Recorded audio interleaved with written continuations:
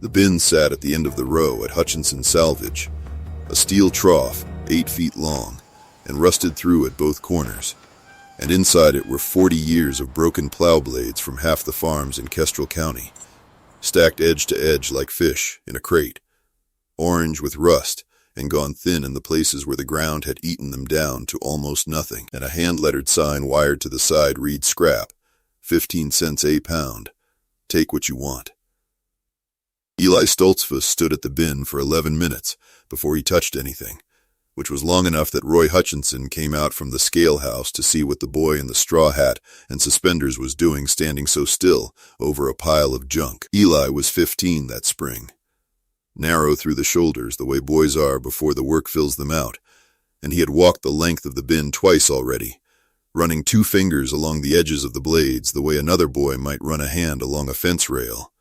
feeling for something the rest of the county had stopped looking for the day they traded their draft teams for diesel tractors and their old plowshares for imported high-speed steel that came pre-sharpened out of a catalog.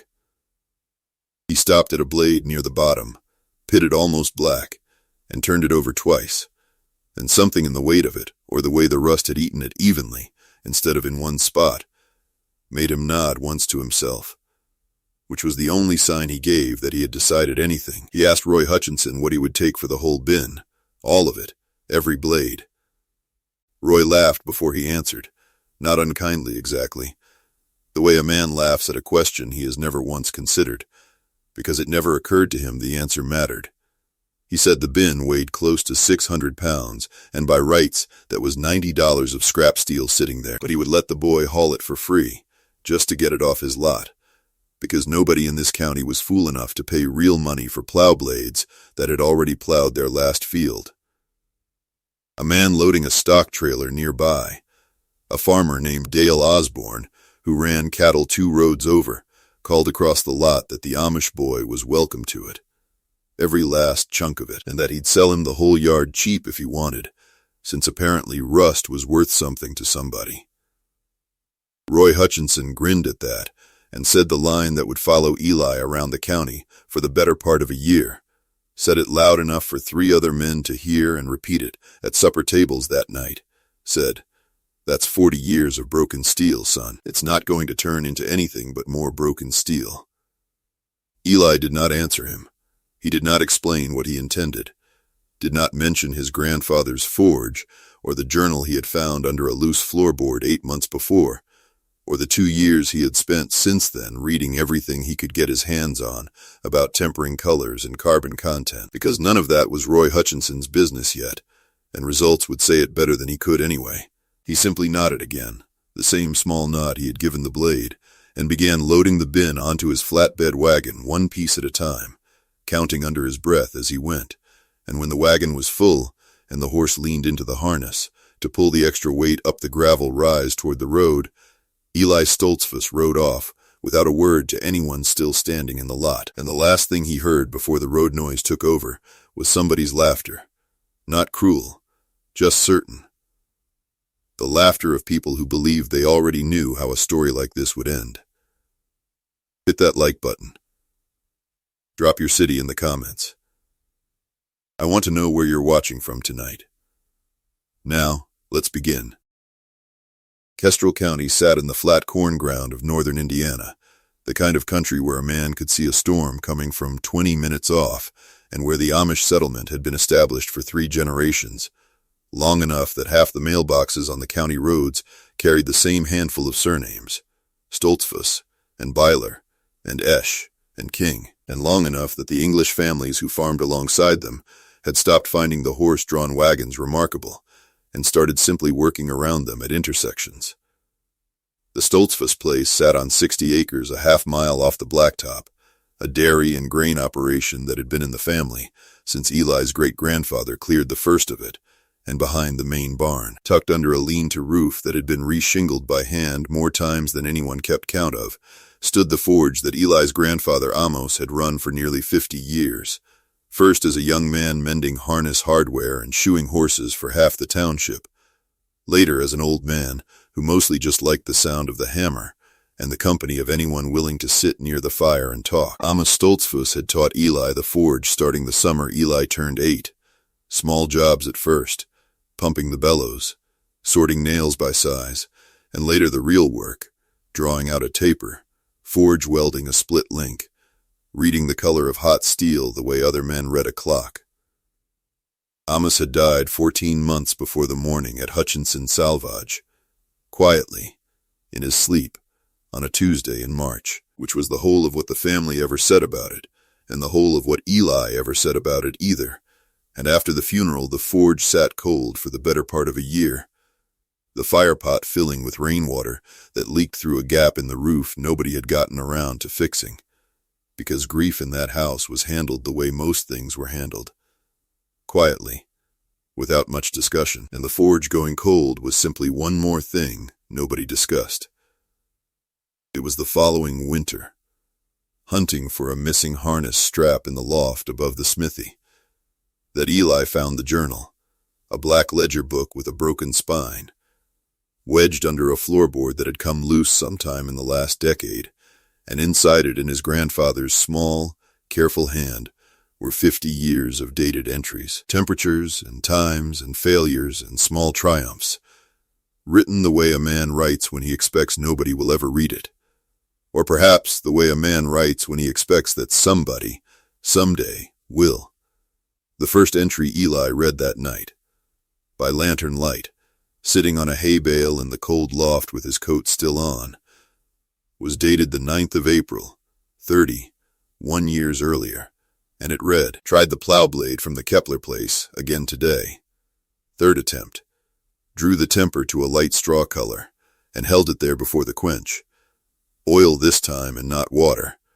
Water is fast, and fast is not always better. The blade held its edge through the fence post job without chipping," which was accurate. And it was the point. Eli read that entry 4 times before he closed the book. Beneath it, in smaller writing added later, as though his grandfather had come back to it on a different day entirely, was a single line that Eli would find himself returning to for the rest of that year and the 2 years after it, a line that read, "There is no such thing as ruined steel, only steel nobody has heated yet." Eli did not act on what he had found right away, which was in keeping with everything else about him. He spent the better part of 2 years reading, first his grandfather's journal cover to cover, twice, then whatever else he could find, borrowed books on metallurgy from the county library in town that the librarian ordered in for him through interlibrary loan, without asking too many questions about why an Amish boy wanted to understand carbon content and grain structure. Conversations with 2 older men in the settlement who remembered working alongside Amos as young men, and long afternoons simply sitting at the cold forge turning pieces of scrap in his hands, learning their weight and their rust patterns the way a man learns a horse before he ever puts a saddle on it.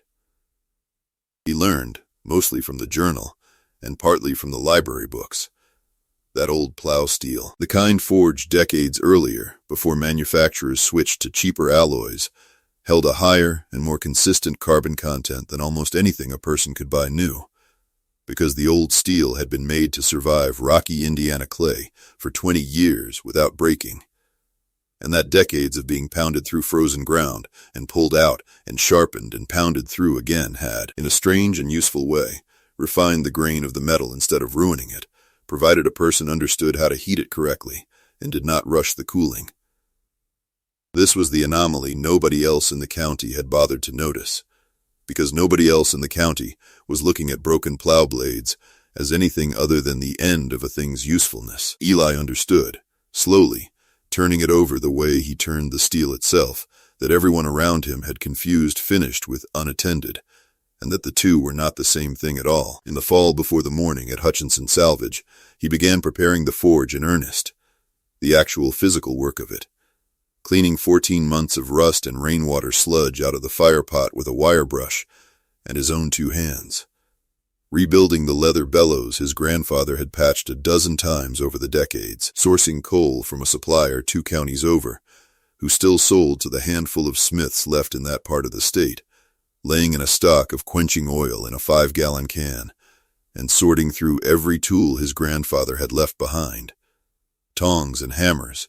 and a small anvil that had belonged to his great-grandfather before that, cataloging what still worked and what needed mending before he ever mended it.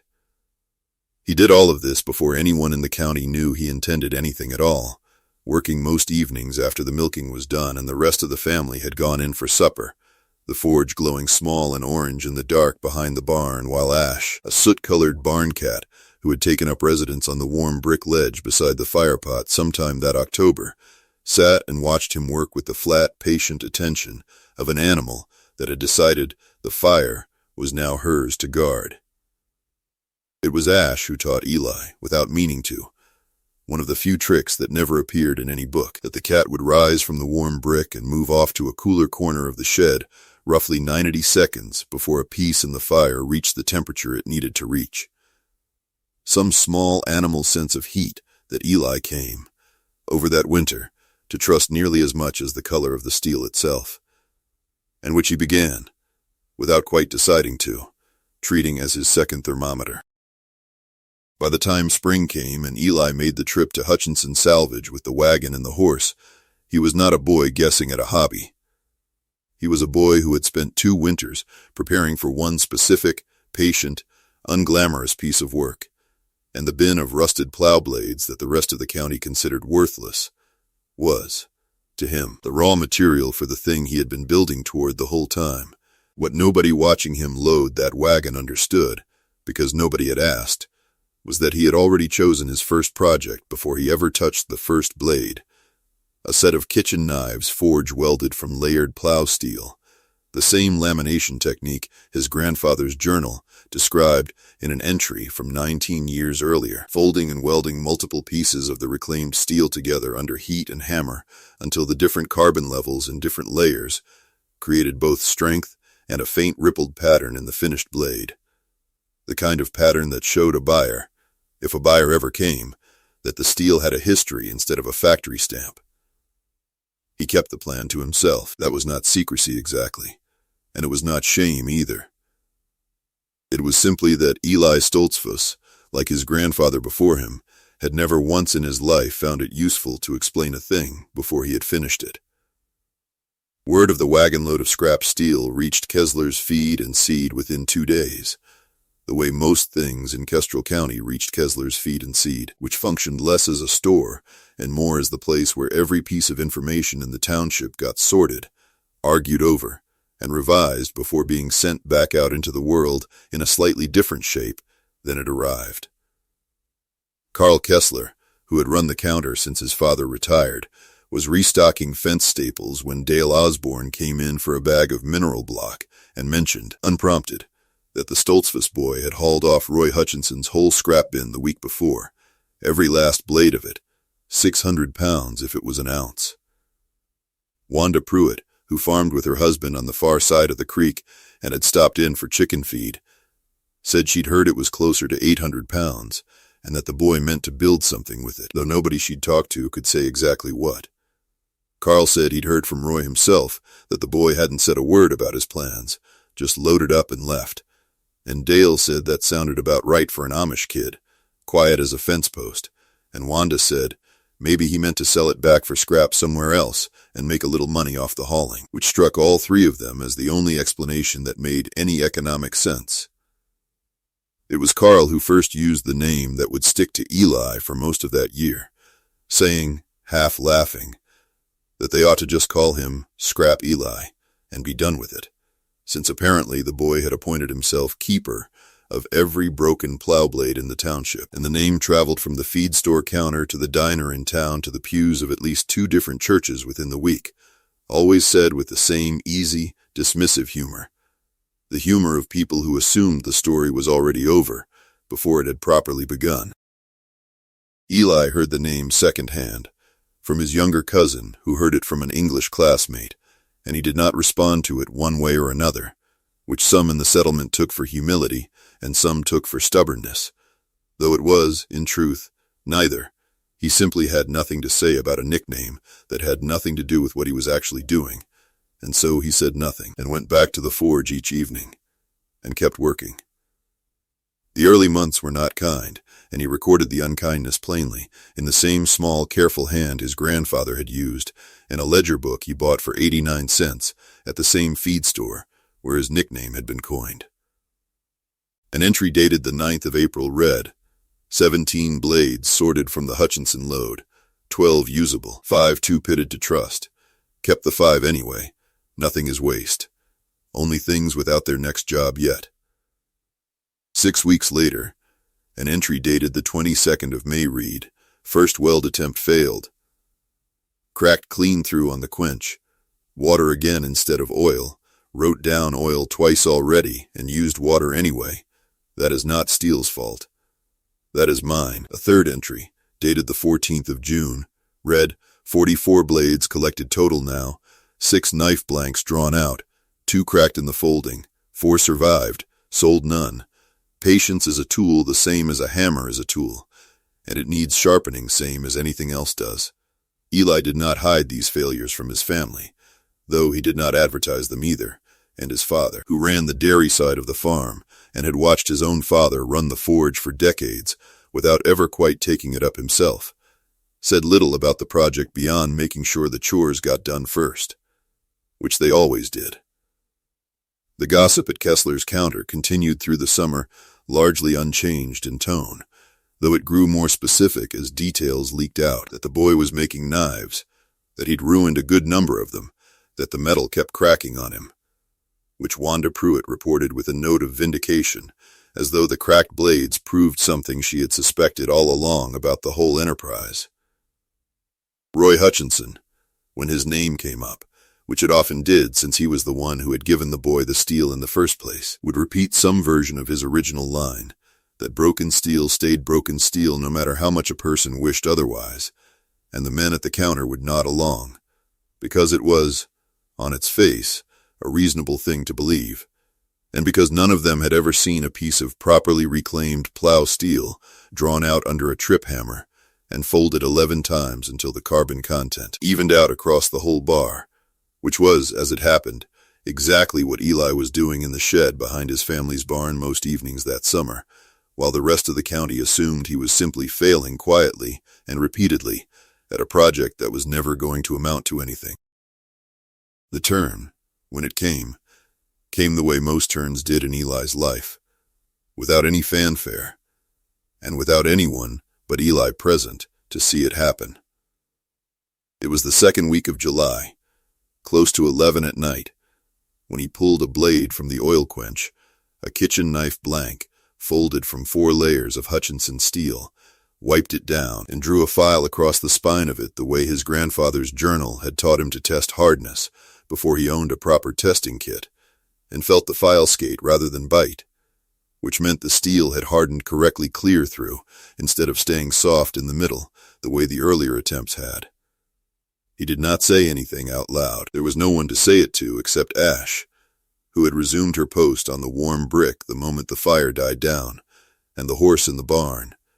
and the dark. He carried the blade inside under the kitchen lamp and turned it over twice in the light,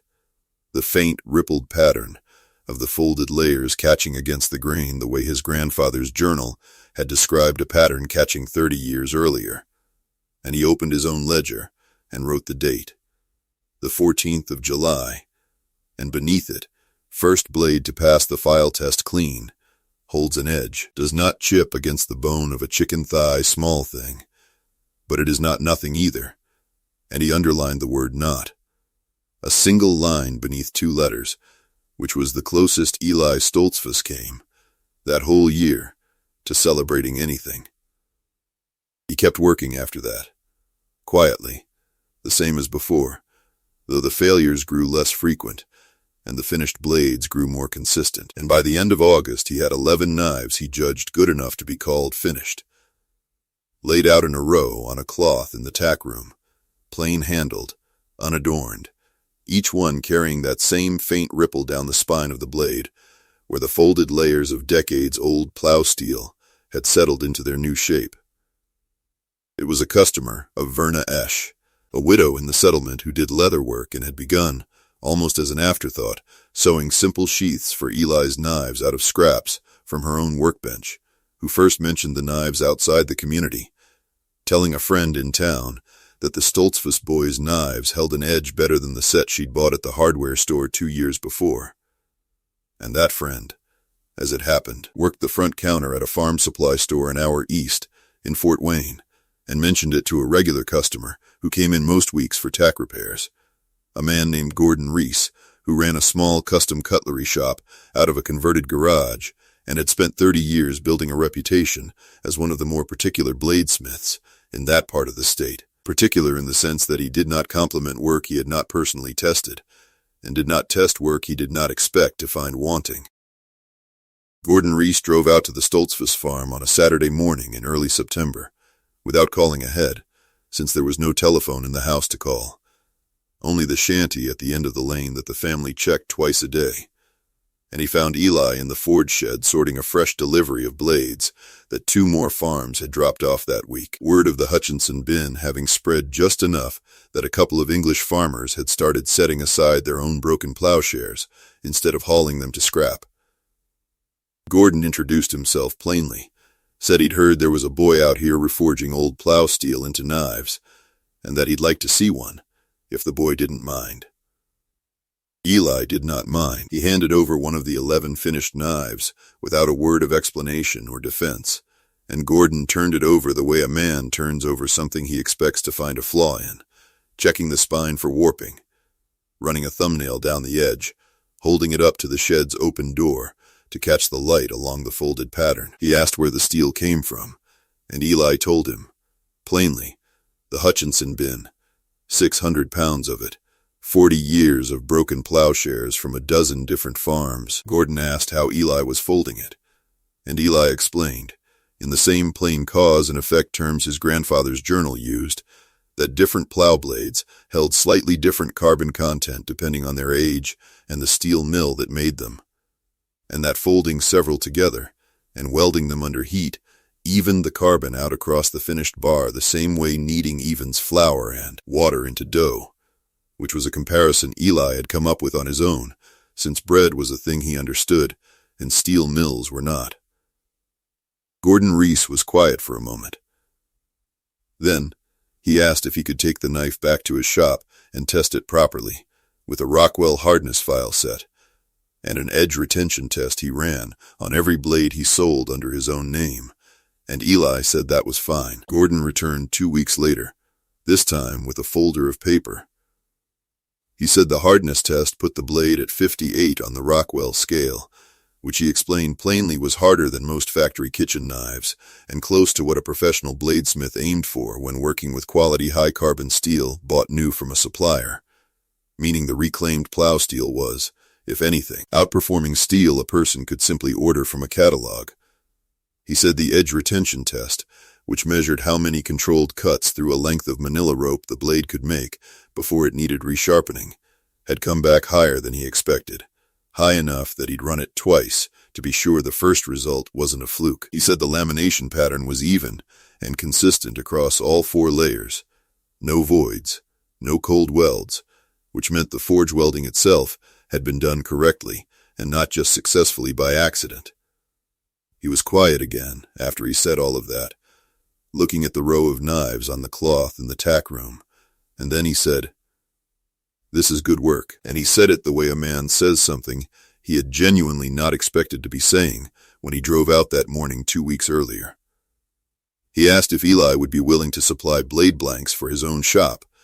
since Gordon's own supply of quality high-carbon stock had grown expensive and inconsistent in recent years, and Eli said he'd need to think about how many he could reasonably make, since he still had a farm's worth of chores every morning and evening, regardless of what happened at the forge. The gossip at Kessler's Feed and Seed shifted, slowly, over the following weeks, though it did not shift all at once, and it did not shift kindly at first. Wanda Pruitt reported that some knife man from Fort Wayne had driven all the way out to the Stoltzfus place,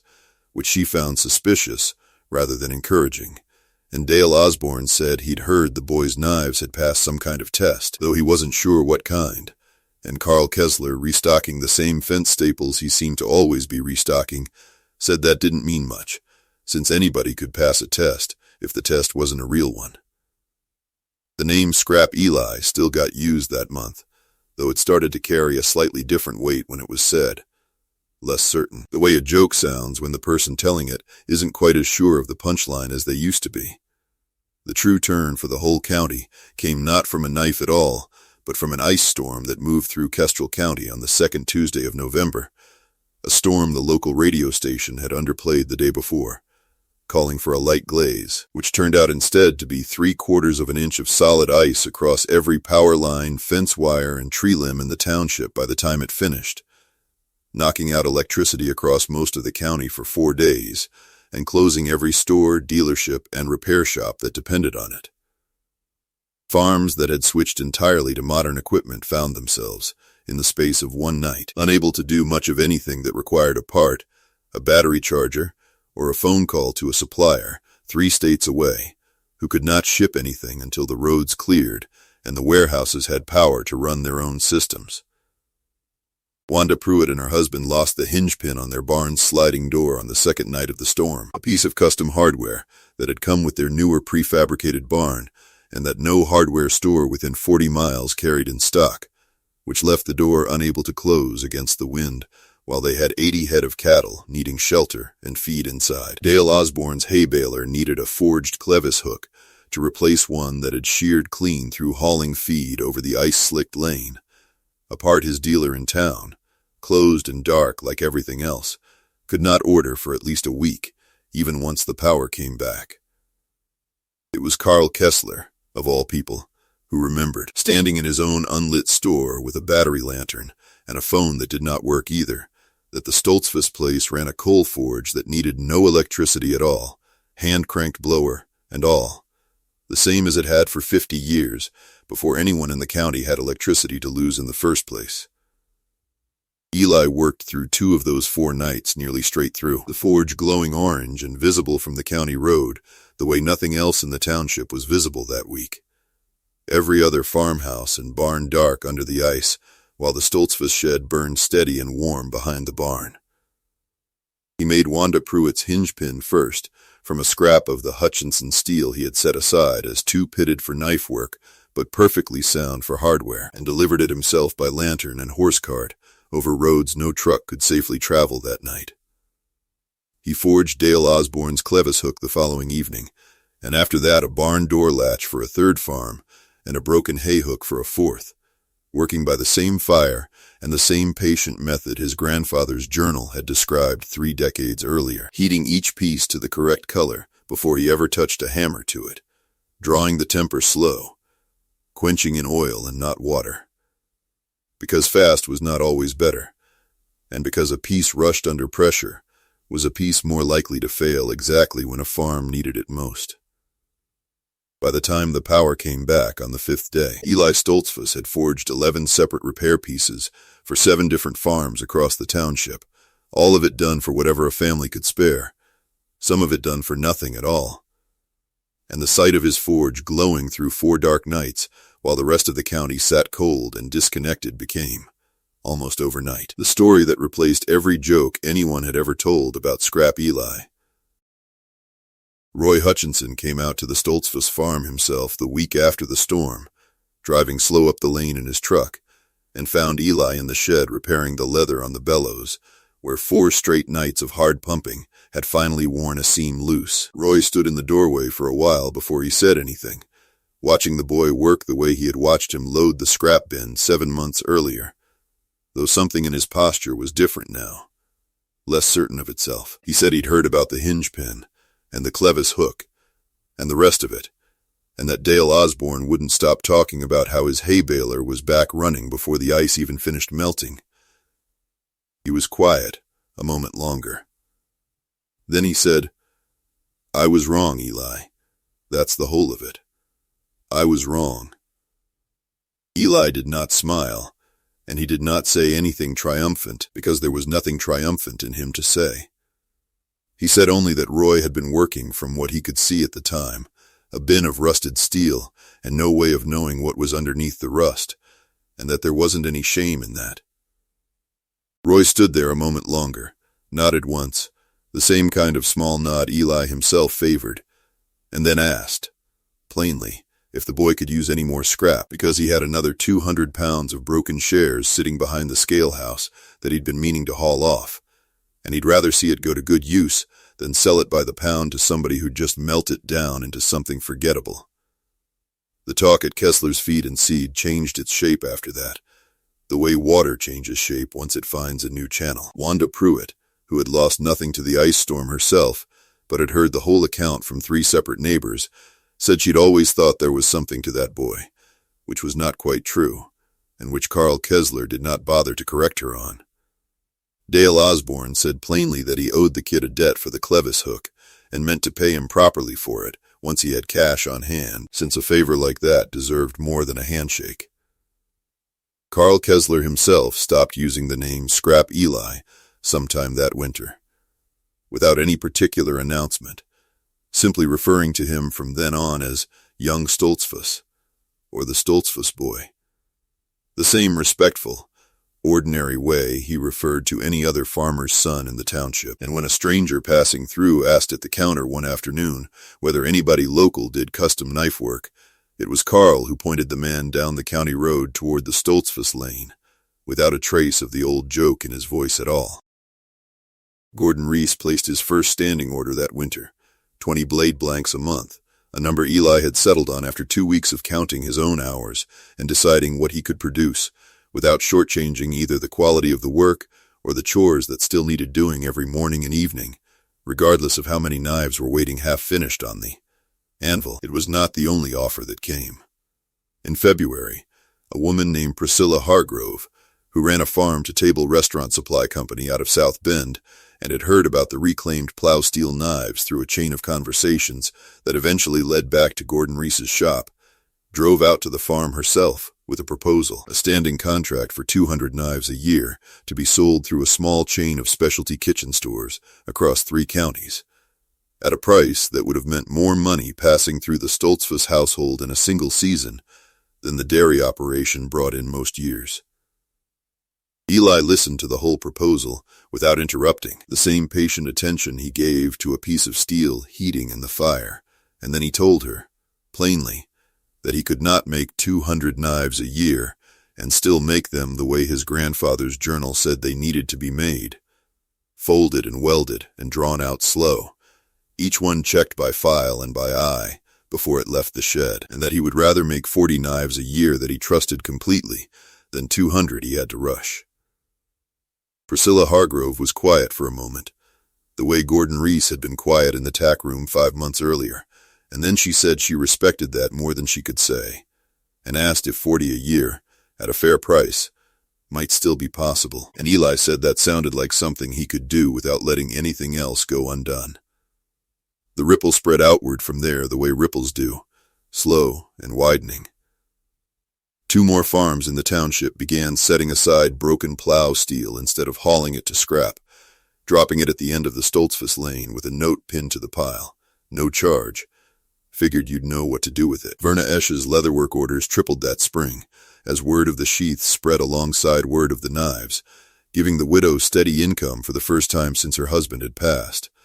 work she did at her own kitchen table most evenings.